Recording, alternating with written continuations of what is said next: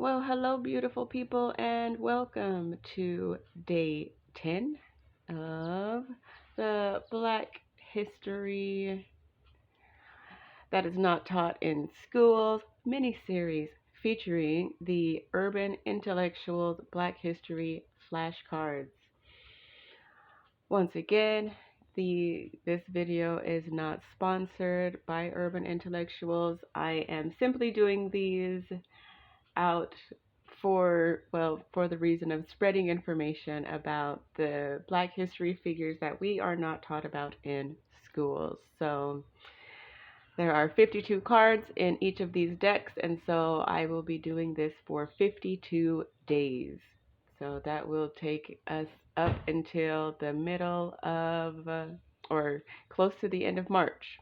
So this is day 10. Let's get into the energies of day 10. If you are interested in these flashcard decks, then you can find them on urbanintellectuals.com, the website, or I do believe they are on Instagram. They're probably on other social media platforms as well. But urbanintellectuals.com is where you can get these. And so I have volume 1 and volume 2.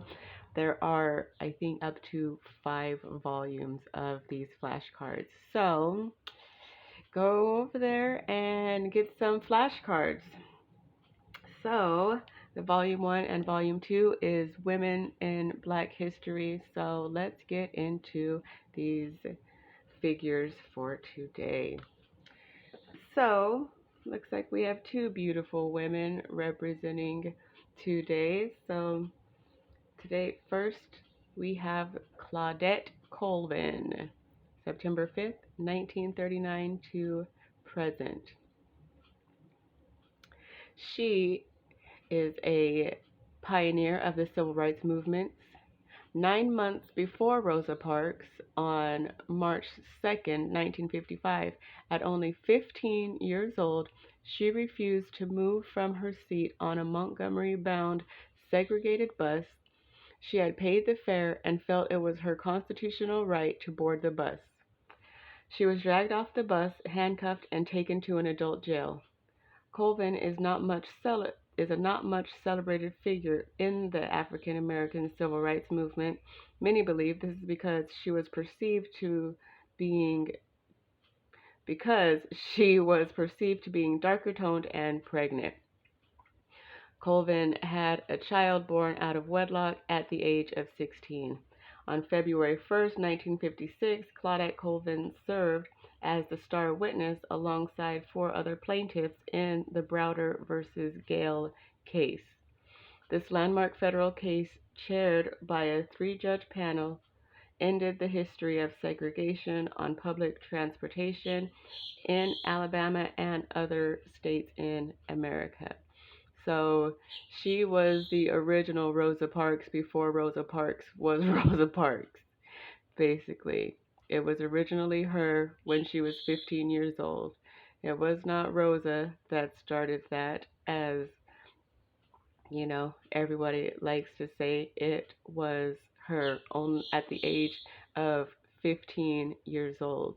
So think about how, for her to know her constitutional rights at the age of 15, think of how mature that is, to know that if I paid my fare, I have the right to sit here. And then, not only that, because you have more melanin in your skin, even within the civil rights movement, they decided that she was not a good figure. So I find that very interesting as well. But I love this picture, and I do believe she is still alive. I have not heard anything otherwise, but I mean, again, if you are interested in any of these figures, then you can go and look them up with your favorite search engine. So, whatever one that is. Next, we have Billie Holiday, and she is in the number 10 in the Women's Volume 2. So Billie Holiday, April 7th, 1915 to July 17th, 1959.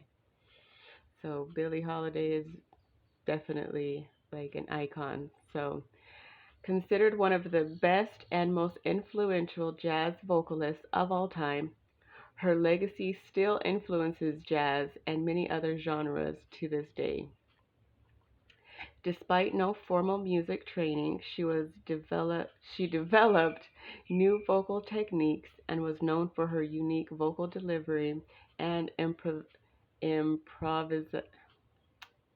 yeah, improvisational skills. There we go.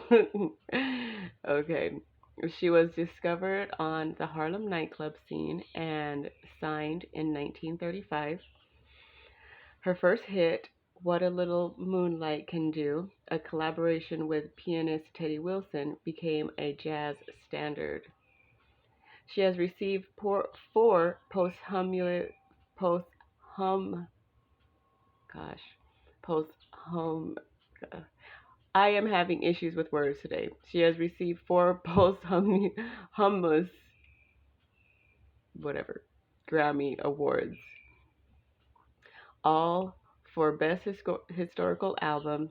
She herself was inducted into the Grammy Hall of Fame in 1973. In the 1972 film adaptation of her autobiography, Lady Sings the Blues, she was portrayed by another legendary performer, Diana Ross. In 2000, she was inducted into the Rock and Roll Hall of Fame. Diana Ross received the honor on her behalf. So I do remember the movie Lady Sings the Blues. And yeah,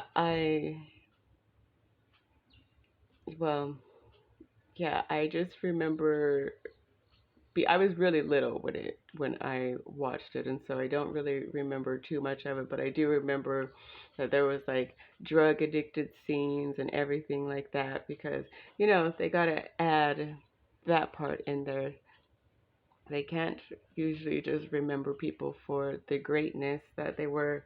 They do have to bring in, well, this is also it as well. So yeah, but those are the two icons that we have for today, Claudette Colvin and Billie Holiday. So happy day 10. Thank you guys for tuning into this Black History mini series. I appreciate it. And if you are liking it, then please give the videos a thumbs up. Share them with anyone who you feel would like to hear the information. And yeah, leave a comment if you choose to as well. But thank you all. I appreciate you for being here and happy Black History Month.